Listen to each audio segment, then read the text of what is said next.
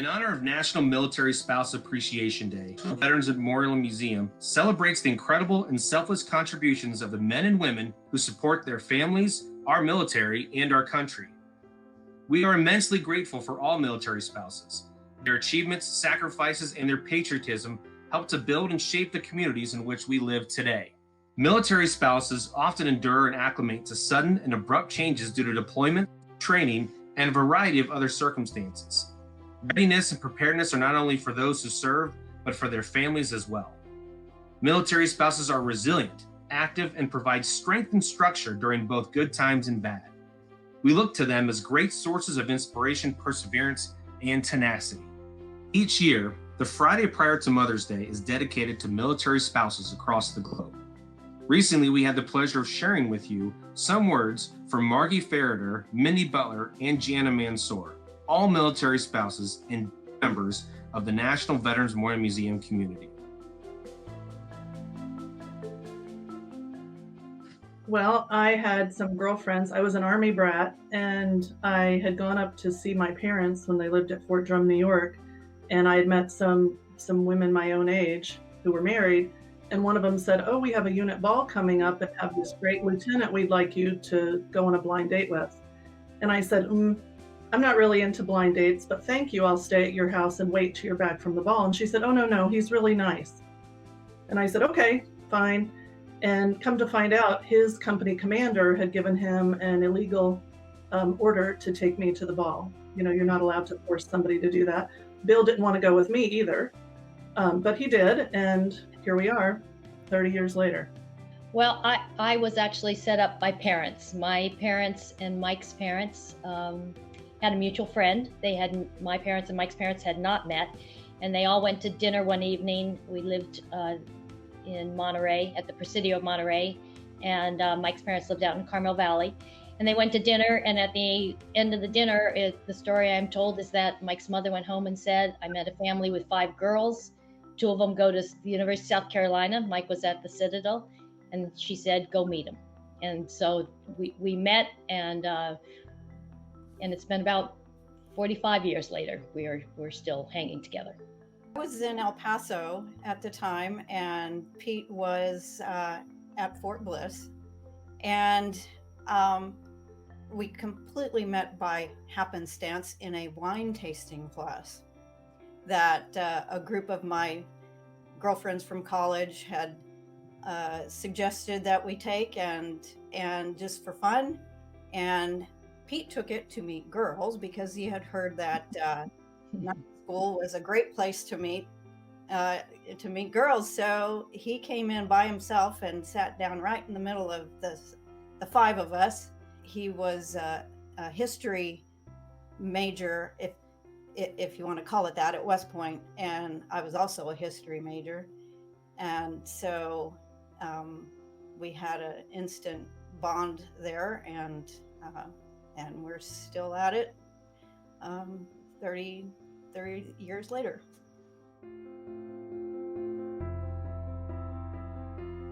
Be flexible and be patient, and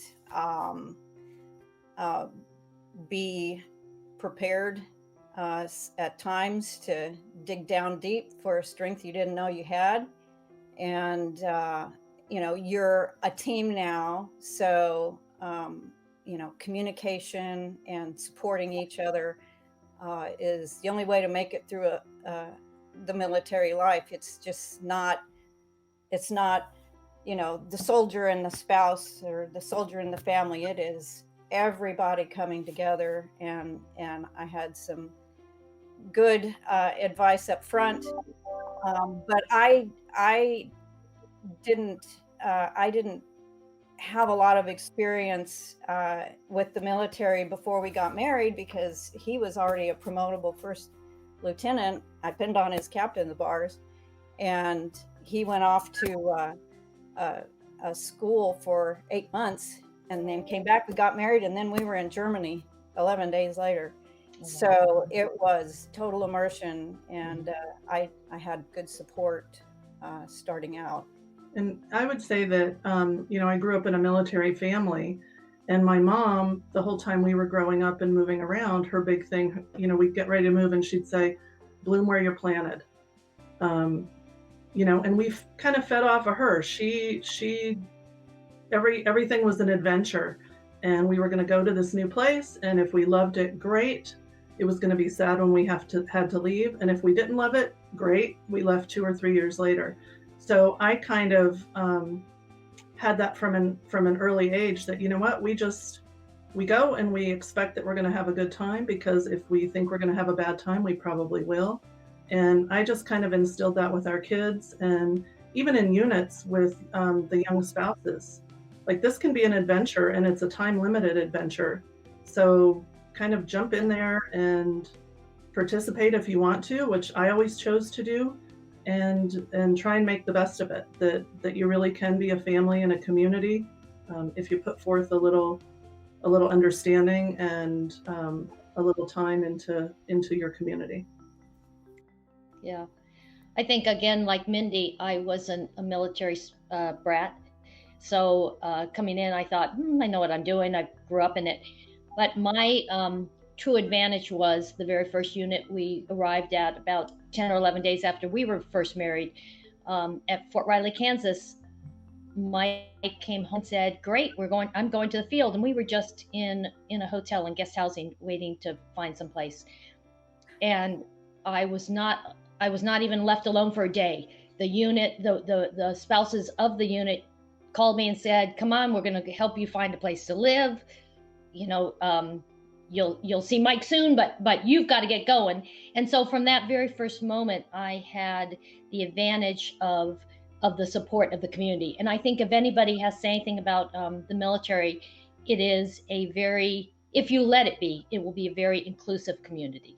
And people are willing to step forward, because you don't often have your family close by, and you need somebody. And so they become your family. And again, it's your choice. You don't necessarily have to be involved. But if you choose to be involved, it can be a great adventure. I moved my household 14 times, and 7 different states, and several of them more than once, and Germany twice. That first assignment in Germany was one of only 2 that we were there for more than 2 years. We were there for 3.5 years. And that was such a growing experience, and so much happened in those 3.5 years. As I really came of age, I guess, there. But it was my favorite because we were on the East-West German border, guarding the border when the Cold War was still on. And it was just our little squadron by itself, tiny little town. And we were such a tight-knit community. Everybody, we were in and out of each other's houses, and we knew everyone. And Friday night was make your own pizza at the community club, and it was incredibly special. So we moved 18 times, but to 11 different duty assignments. And I always kind of felt like my favorite place was the place we just left. Because I'd be missing my friends and things like that. But if I'm really being honest, I would have to say, we lived in Italy 3 different times, and Italy was probably the favorite, but much like for the same reason that Jana said, because we were a more isolated community. We, people couldn't get in the cars and drive home to their parents or, grandparents or college friends or whatever. So we ended up being super close. And I think that is what, I've always liked about the military, or the close relationships. Well, an overseas assignment is a perfect place if that's what you like, because you are all, there, and, nobody goes home as often as you would, I think, or as often as we did when we were stateside. But, I think the friendships, and I also think the hard times that you share with people make you close. So we had lots of great times and lots of hard times, and lots of communal parenting, which is helpful when people are deployed, that, you're sort of, the kids are monitored by the community. And we always said we had our deployment spouses where, our friends acted like we were partners, parenting each other's kids. And for me, that was the Italy time. Yeah. Mm-hmm. And I guess I should count. People ask, we always say about 18, give or take, I don't know. But some of those moves probably were, you were at an assignment and you just moved houses. You moved, right, across town. And often with the help of your friends in the unit, because who could afford a moving company to move you across town? So your friends that's when you knew who your friends were, the ones who would answer your phone call and come over and move you for a keg of beer in the backyard afterwards. I would say again, we never were lucky enough to go to Europe. So our only overseas assignment, which the military counts, was Alaska. Alaska and Hawaii are considered overseas assignments. And again, because it was in the mid 80s and it was too expensive to fly home, you had to rely on each other. And it was such extreme conditions in the interior in Fairbanks, Alaska, that we really did rely on each other. So it was, sorry about that. It was probably, I loved it, but after 2.5 years, I probably too was happy to be able to move away and go back to what we called the States, even though we were in a state. And I think the experience of not being able to rely on your family or your friends far away and having to turn to people right and left of you is very valuable. I'm not sure if we're missing that a little bit now, because we're able to FaceTime. There's pros and cons to it, that we can, chat with our friends that are far away. So maybe we're not as interactive and involved with the people local around us. But perhaps that instead makes the military community, ever expanding, because we can involve people that are not living near us and in our units. I'm not sure. So.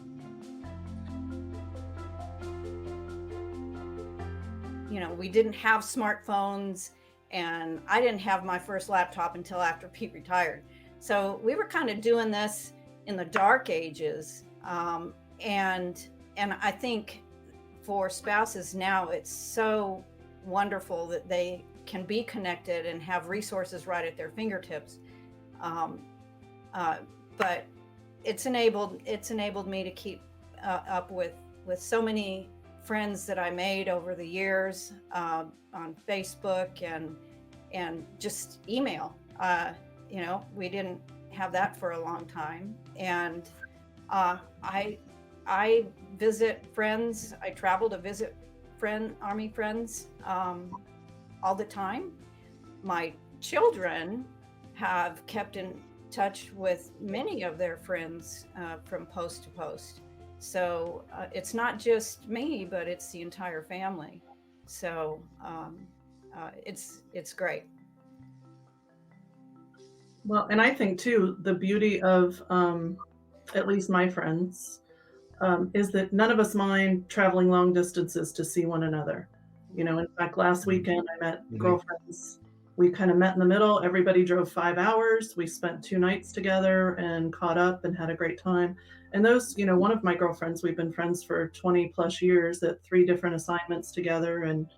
And some of my friends from other walks of life, when I say, oh, hey, I'm going to be here, can you meet? They're like, oh, my kids don't drive well in the car for that long, or, that's really a long way to go. Where Army friends will say, oh, 10 hours? Okay, got it. What day do you want me there and what time? And how long are we staying?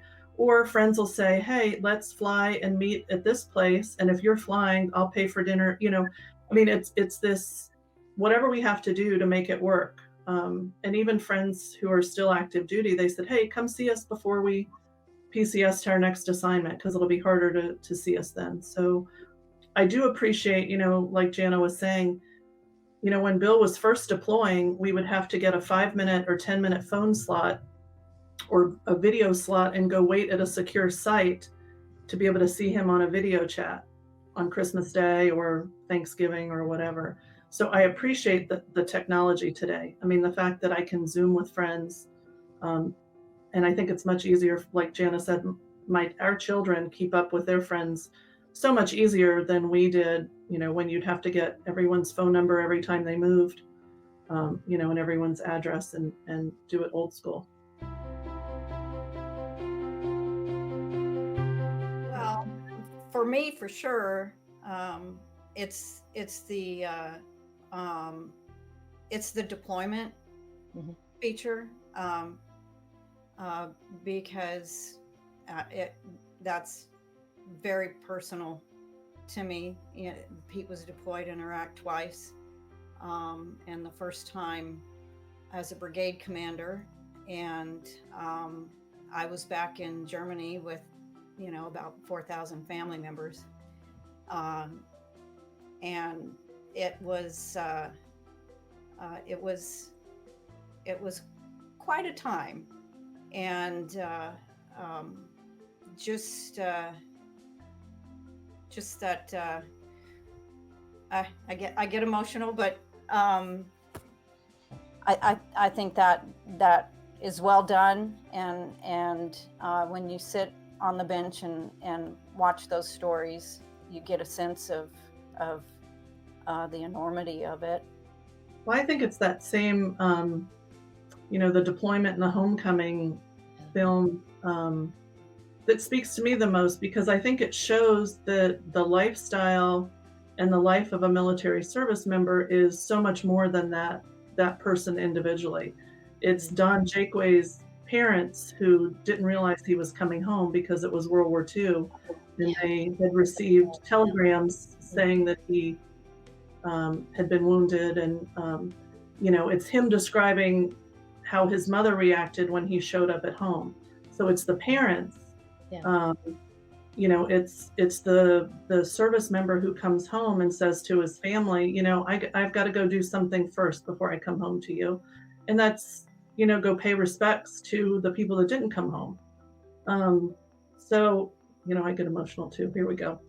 But it's that whole experience that it's not just the veteran. It's a community. It's a lifestyle that encompasses grandparents and parents and fiancés and children. And I think it just shows how it's just so much more than that one person or that unit. Or and I think it's a way for people to connect with veterans and their experience, which I think is one of the most important things that museum does. That's right. Mm-hmm. I agree. Yeah. I also will tell you I'm right there with the coming home. I'm also with the leaving home. I I was giving a tour at the beginning when the museum first opened, and it was some uh, doctors and their spouses, and they were originally from India, and they said they could relate to that. They said we left home never knowing if we would to go to medical school, and we never knew if we would come back and see our family. So to me, it's a universal. Everyone can to relate to being left behind, of someone going forward in their family, or a close friend, or coming back. I think in one of my favorite movies, Love Actually, they said going to the international arrivals and watching people come off the plane and greet each other. So to us, it's multiplied a million times, because they're also coming from international travel, but they're coming from often a war zone where when they left home, we didn't know we'd ever see them again. And so I think it's so it is truly the support of the military asks, well, I guess the government asks of our young service people and their families to give so much, to go off. My youngest daughter went to Haiti right after the earthquake, and spent a couple months help people in Haiti, and it was a dangerous mission where they were often digging in rubble and various things, and for her, seeing the humanitarian side of the military, and being able to come home and to be greeted by family that you know, you've gone off to do a mission, and we're so happy that you're back on your home soil. When we lived at Norfolk Naval Base, my most favorite was when the ships would arrive, and the first sailors off the ships were the sailors that were invited, and I'll get tears going in this one, were invited to the tent to meet their brand new babies that they had never seen. So to me, the Navy said, what's the most important? The new family members that have not met their children. And so they're off the ship. So I think the military tries very hard to have a human side, from taking their service members away from their families to do a mission, to bringing them back home, be it live or arriving back at Dover.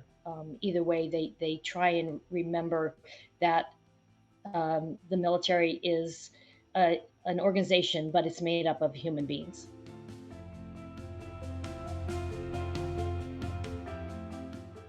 I'll jump in and say two things. When you're talking to someone who's already involved in the military in some way, either a dating someone in the military or actually married to someone in the military, jump in, get to know the people of the unit.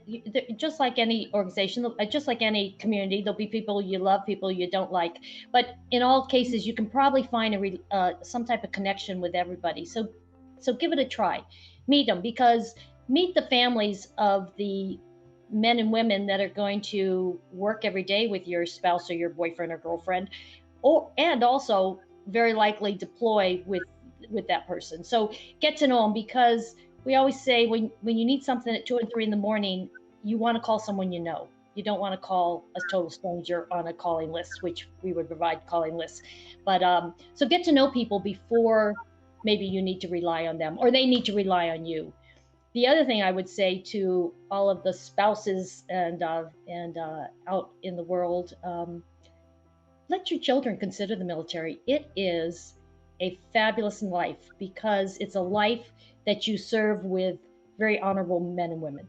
So don't hesitate to support someone that is thinking about the military. Military families are people who like to get involved, who can make a difference, who can work hard. I think we can be super contributors to whatever community that we're living in, because we've done that, our whole life as military spouses and military families. And I also agree to let your kids consider joining the military.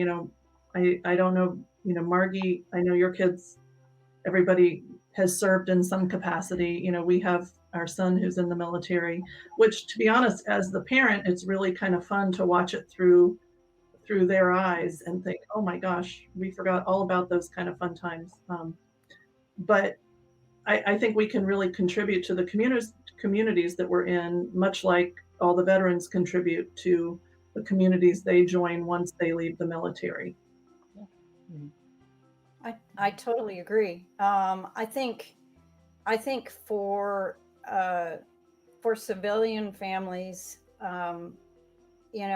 so many just live in a community and don't know their neighbors, for instance. Don't be afraid to reach out and jump in there and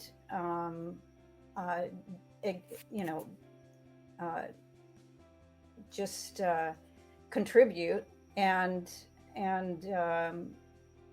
the benefits are far outweigh maybe the hesitancy to reach out, especially in the world right now. There's a lot of people out there that could use a friend and a helping hand. And if anybody knows how to do this better than military spouses, I don't know who it is. So, and also, just kind of jumping back on a previous question in terms of military spouses, I know that I think Mindy said, bloom where you're planted. I will never forget a family at one of our school postings. We were a student family, and our neighbor was a permanent party.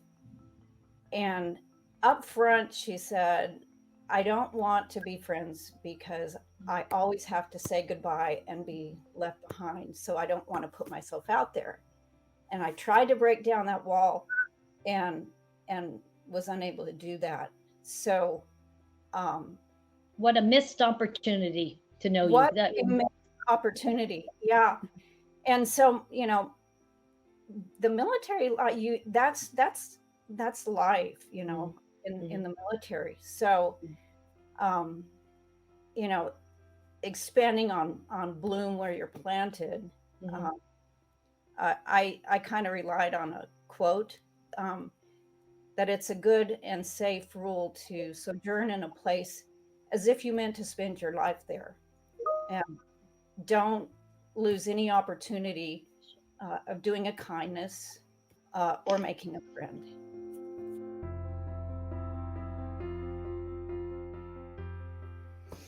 That's really hard to pick one thing. Yeah. Because the growth that you go through as a military spouse is phenomenal. Every time you go to a new post, it's another adventure. And then the wonderful people you meet along the way. You know, I think most people are lucky to say they have, you know, just a couple of true lifetime friends. But I would say in the military, you come away with many, and that's just wonderful.